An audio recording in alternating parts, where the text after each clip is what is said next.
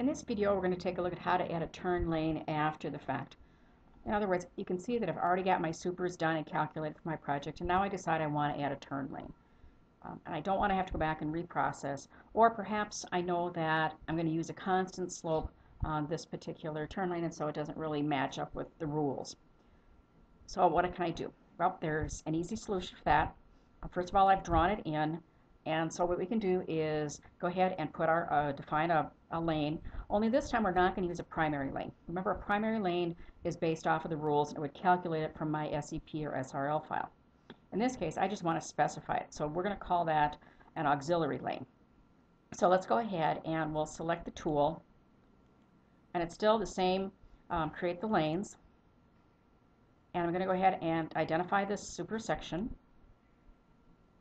and then I'm going to reset because my turn lane's all in this area. And now when I do that, now you can see that the prompt changes a little bit. Okay, first of all, we're going to give it a name, and we're going to use, this is actually my third turn lane, so we're going to go ahead and call it left turn lane number 3. Okay, again, it's not a primary because we're not going to use our rules to compute it. We're going to give it the slope. So I'm going to shift to auxiliary. You'll notice when I did that, the dialog changed so that my prompts will change. I'll accept auxiliary. And now the type is what do we want to assign for a cost slope. Okay, none would give it 0 slope. We can have a constant slope. So for example, I could say I want the whole thing 1.5% regardless of what I've got in the rest of it. Or I could go ahead and say I want you to follow the lane that's adjacent to it. So in this case, let's just give it a constant slope. And now it wants to know the side, and I'm on the left side of center line. My inside offset is 12 feet because I've already got one lane there and I'm going outside of that. And now it wants to know how wide to make it.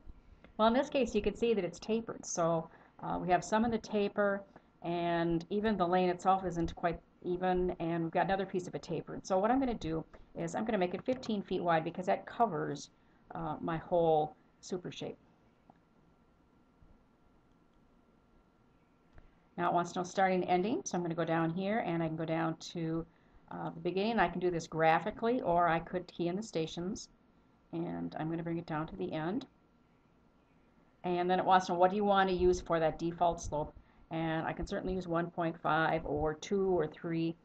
Let's go ahead and in fact change it so it stands out a little bit more. Let's use a -4.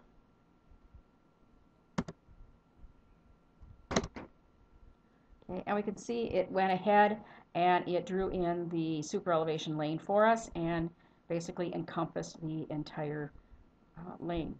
I'm going to reset to close out of the tool, and it comes back and it prompts if I want to do another one, and I'll reset again because I don't. Okay, there were also some prompts there if you want to do some constraints and other things with it. Okay, but now I have to actually get this back into my corridor model. So how am I going to go about doing that? Well, the first thing I want to do is I want to include that graphical element as part of my corridor. So I'm going to go down to corridor modeling. I'm going to use the add corridor reference tool. I'm going to come out, I'm going to locate my corridor. I'm going to locate that reference line. There it is. Okay, and we're going to hit a reset. Now that we have it added into the model, let's take a look at the cross sections just to verify that it is there. Okay, and if we go ahead and you can see it's over here on the left side.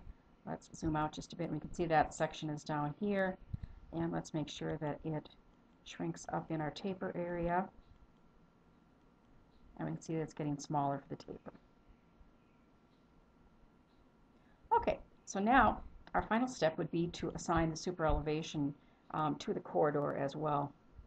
And so we can go ahead, and what this will do is assign the point control, and we're going to identify the section that we're doing. I'm going to go ahead and highlight that. I'm going to reset because it's just only one section I'm working with, and we can locate our corridor, and now we can see that indeed it did pick up my left turn lane 3, and it assigned my points to it, and save. And now if we take a look at our cross sections one more time, we can see that in the area of the turn lane, we do have our minus 4% has been incorporated.